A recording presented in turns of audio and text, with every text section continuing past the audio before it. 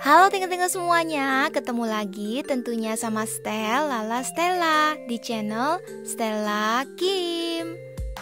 Langsung aja, hari ini Stella Kim bakal bahas lanjutan cerita Shinbi's House Season 5 Part 2 episode 13 atau episode 24.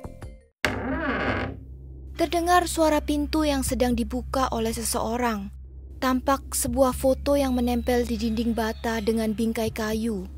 Seorang ayah dan anak laki-lakinya, ayah yang tampaknya sangat menyayangi putranya. Mereka berdua tampak tersenyum dengan sangat bahagia. Tapi siapakah yang sedang memasuki ruangan ini? Terlintas seorang anak laki-laki remaja yang bertubuh mungil. Rambutnya tampak berwarna sama dengan anak laki-laki yang difoto itu. Mungkinkah ini adalah orang yang sama? Tapi mengapa ia tampak mengendap-endap sambil berjalan di ruangan yang gelap ini? Kenapa dia harus takut memasuki ruangan di rumahnya sendiri? Pergelangan anak ini juga tampaknya terikat dengan tali yang panjang, entah di mana ujungnya. Lalu terdengar pula suara anak ini ketakutan dan bertanya, "Apakah ada orang di rumah?" Ia pun tampaknya bertanya jika ada seseorang di dalam rumah ini. Tetapi tak ada suara yang terdengar. Namun tali yang mengikat pergelangan tangannya itu akhirnya menarik sebanyak 2 kali. Apakah ini menandakan sebuah jawaban mengiyakan jika ada orang di dalam rumah ini? Lalu muncul seorang makhluk yang penampakannya seperti pohon kayu beranting yang banyak. Ia tampak mengikat kaki dan tangan anak ini, lalu membuatnya tak dapat bergerak lagi. Tapi anehnya, kenapa terlihat sosok kakek tua berkacamata? Jangan-jangan...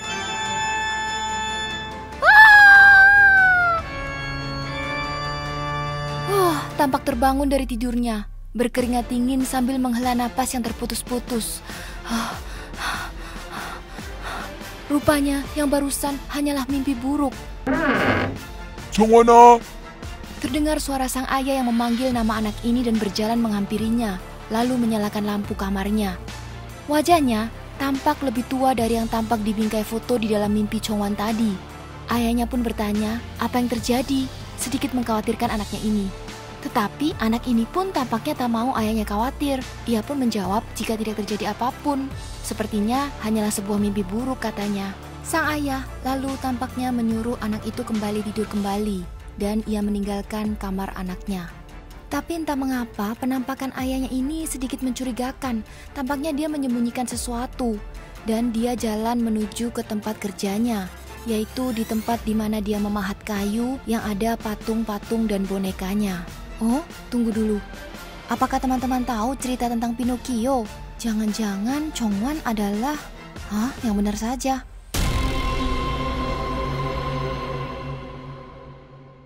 Di halaman Shinbi's House tampak Hari dan Duri, kemudian ketiga goblin sedang mengobrol. Tampak si Shinbi sedang beraksi. Kata goblin hijau ini, dia akan memperbaiki ghostball Hari yang rusak. Wah, apakah benar? Duri dan Hari pun sangat serius menanggapinya. Mereka pun memperhatikan dan menyimak baik-baik. Dan dikeluarkanlah tongkat ajaib Shinbi. Bam! Wah, benaran, Shinbi hebat banget. Tapi kenapa sepertinya ada yang aneh ya? Kenapa Shinbi dengan mudah membuat ghostball Hari yang rusak itu jadi seperti kembali semula? Nah, sepertinya si Jubi sudah mencurigainya. Si Jubi lalu melihat bahwa itu adalah tipuan belaka. Jadi si Shinbi berencana untuk membohongi Hari dan Duri. Ya, jangan bohong dong Shinbi. Nanti kalau bohong, hidung kamu jadi panjang loh seperti Pinocchio. Ya untunglah akhirnya kebohongan si Shinbi dibongkar oleh si Jubi. Cuka puka. Ya, tapi melihat si Hari jadi kecewa. Dia pun tampak terlihat sedih raut wajahnya, memikirkan apa yang akan terjadi di kemudian hari apabila dia tidak mempunyai ghostball. Hari, tetaplah percaya diri ya. Kamu pasti bisa walaupun tidak ada ghostball di tanganmu. Benar kan teman-teman? Tak lama kemudian muncullah si Rion. Wah, Rion tampan banget ya. Rion pun berkata kalau sudah lama sekali ya tidak bertemu dengan mereka. Dia pun menanyakan kabar Hari dan teman-temannya. Kemudian dia juga membahas tentang Ramia.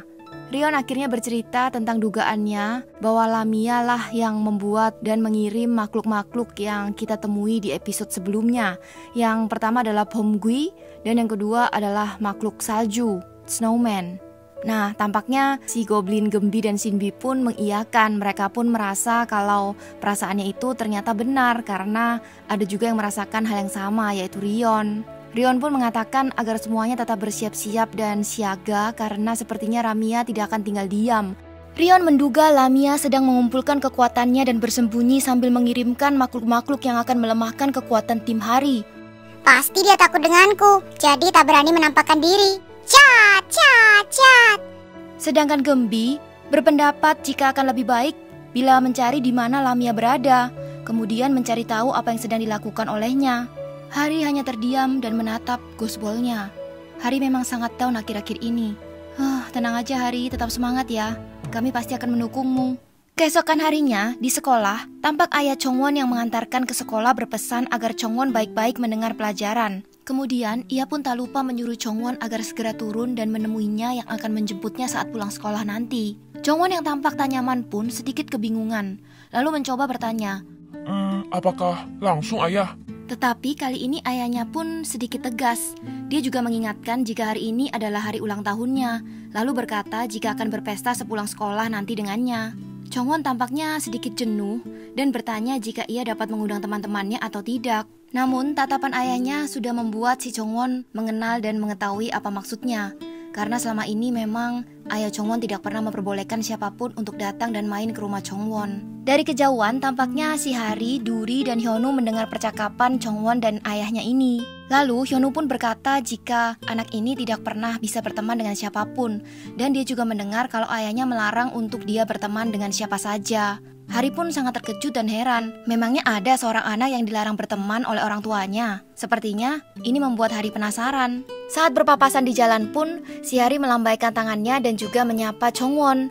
Nah, Chongwon yang sepertinya baru pertama kali diperlakukan seperti itu oleh seorang wanita, akhirnya tersipu-sipu malu wajahnya. Lalu tiba-tiba datanglah anak berandalan yang sepertinya akan membuli atau mengerjai si Chongwon. Rupanya mereka menanyakan kepada Chongwon jika mempunyai uang atau tidak karena mereka ingin memeras si Chongwon ini. Karena menurut anak-anak itu kalau si Chongwon setiap hari selalu diantar jemput dengan mobil ayahnya. Pasti kamu adalah anak orang kaya, coba berikan uangmu sedikit kepada kami. Bahkan salah satu anak yang terlihat sangat nakal dan bandel itu juga sampai menyentuh hidungnya dan seperti mengerjai dan mentertawakan si Chongwon ini. Nah, kejadian ini juga disaksikan oleh Hari dan teman-temannya. Lalu siapa lagi kalau bukan Hari? Hari pun langsung menjadi pahlawan dan juga menyelamatkan anak ini. Sang ayah rupanya juga memperhatikan secara diam-diam di balik pohon kejadian yang barusan itu, teman-teman. Wah, kenapa ya si ayah jadi super overprotected gitu? Pada saat dia membuka laci, ingin memasukkan ghostball-nya, dia pun tak sengaja melihat fotonya bersama Gaeun. Melihatnya memang sangat sedih. Dan juga sepertinya si Hari sedikit marah karena dia tidak dapat berbuat apa-apa untuk menolong sahabatnya ini. Ya, tapi kan bukan salah kamu, Hari. Tenang saja, pasti nanti akan ada jalan keluarnya. Halo, aku ada sesuatu untukmu. Kau bisa menggunakannya bersama anakmu. Nah, tak lama kemudian sang ayah masuk bersama sang ibu dan Duri. Rupanya ibunya juga merasa kalau si Hari akhir-akhir ini sedikit sedih dan down. Jadi sepertinya mereka berencana untuk menghibur Hari dengan mengundang dan mengadakan pesta agar Hari dapat tersenyum kembali dan mungkin menemukan kebahagiaan dari sahabat-sahabat yang lainnya. Nah, pertama kalinya si Hari mengadakan pesta. Tentunya si Hari pasti berharap sahabat-sahabat baiknya lah yang akan datang. Tapi kan kali ini semuanya sedang tidak bisa dan berhalangan. Jadi entah bagaimana yang terjadi dengan pestanya ya. Tampak Chongwon dan ayahnya sedang merayakan hari ulang tahun si Chongwon. Dan tampak sebuah kue ulang tahun tanpa lilin, teman-teman. Si Chongwon pun bertanya kepada ayahnya, Kenapa setiap kali aku berulang tahun, kuenya selalu tidak ada lilinnya seperti anak-anak yang lain? Sang ayah pun hanya menjawab kalau lilin itu berbahaya untuknya.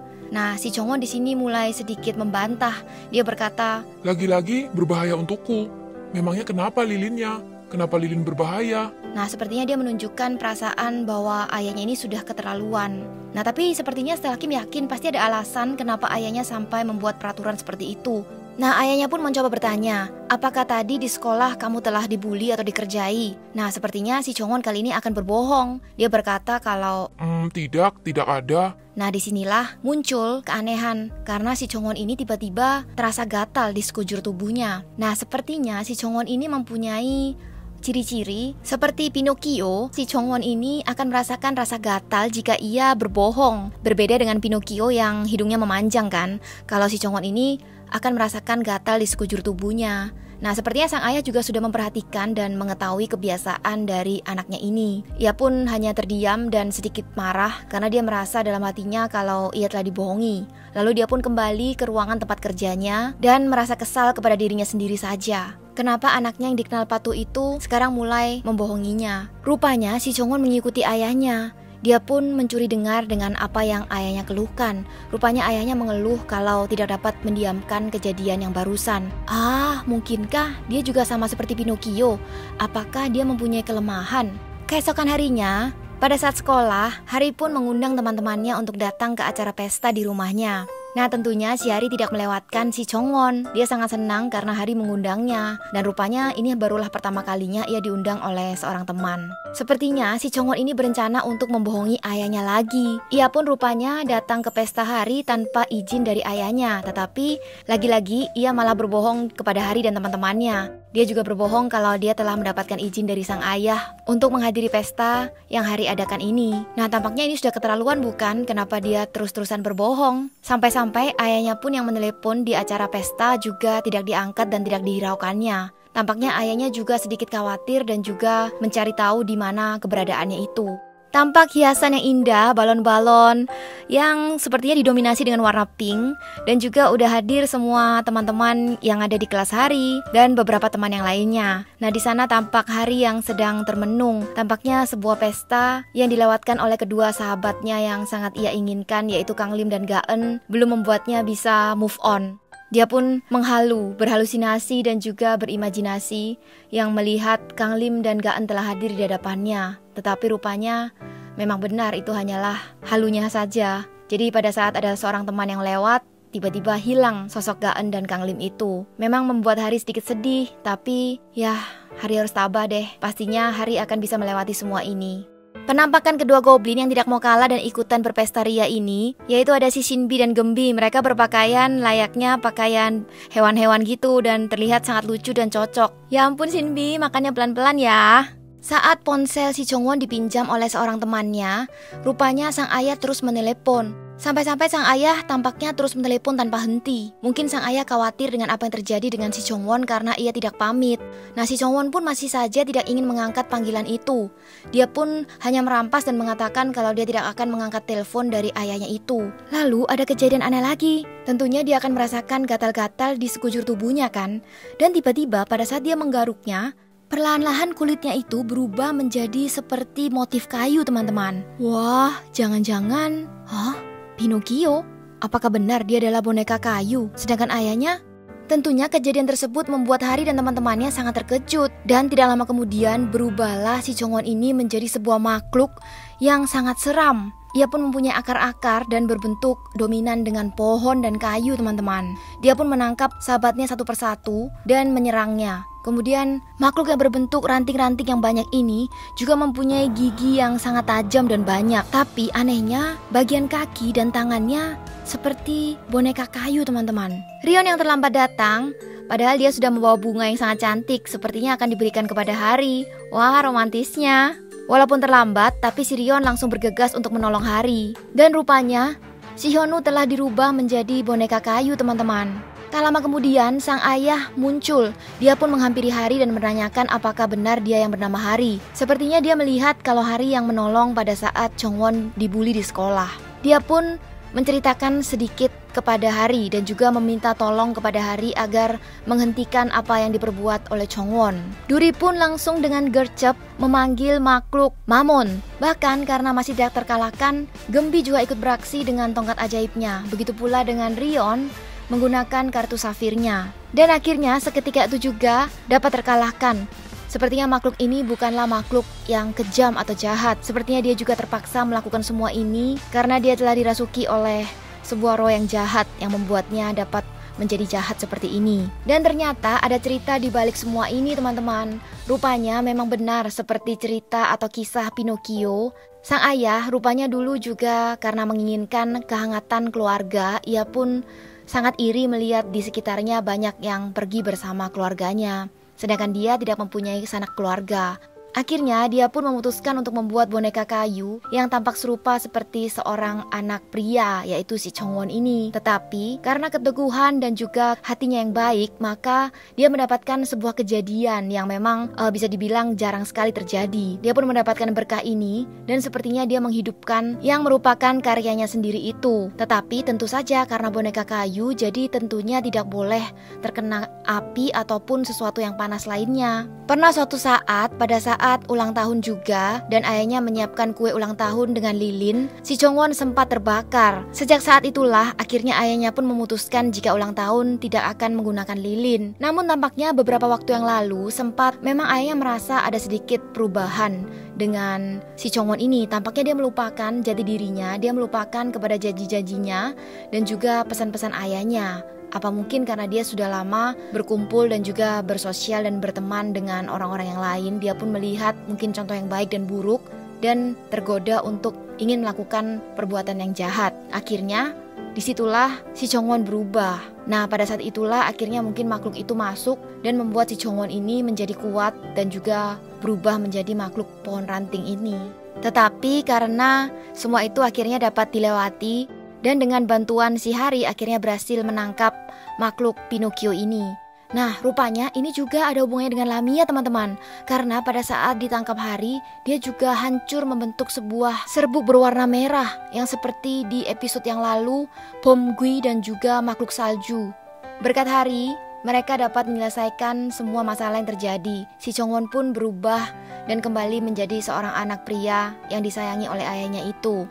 Dia pun sepertinya akan berjanji untuk menurut dan menaati apa perkataan ayahnya. Sinbi pun juga berpesan kalau tenang saja karena teman-teman dan sahabat-sahabat tadi yang melihatnya akan melupakan semua kejadian yang barusan. Jadi maksud Sinbi sepertinya ingin membuat Chongwon dan ayahnya tidak khawatir. Nah, mereka akhirnya pergi meninggalkan Hari dan teman-temannya. Hari pun sepertinya juga sedikit sedih, tapi dia pun juga merasakan senang karena dapat menyelesaikan dan membantu masalah dari Chongwon dan ayahnya. Pada akhir episode, tampak di rumah sakit si Gaeun yang tampaknya bertambah parah teman-teman. Kedua matanya dibalut dengan perban dan bertambah merah sampai sekarang bahkan tampak kemerahannya itu sudah sampai di batas hidungnya. Kemudian sekujur tubuhnya pun seperti dikelilingi dan diselimuti oleh arwah berwarna merah. Dan kali ini tampaknya sedikit berbeda, sepertinya aura jahat yang mengelilingi tubuhnya itu. Oh Gaeun, bertahanlah, kumohon. Nah, begitulah teman-teman cerita makhluk Pinocchio kali ini. Gimana, seru banget kan? Nah, buat episode selanjutnya tentunya makin seru kan? Karena kita tinggal episode terakhir yang akan dibagi menjadi episode 25 dan 26.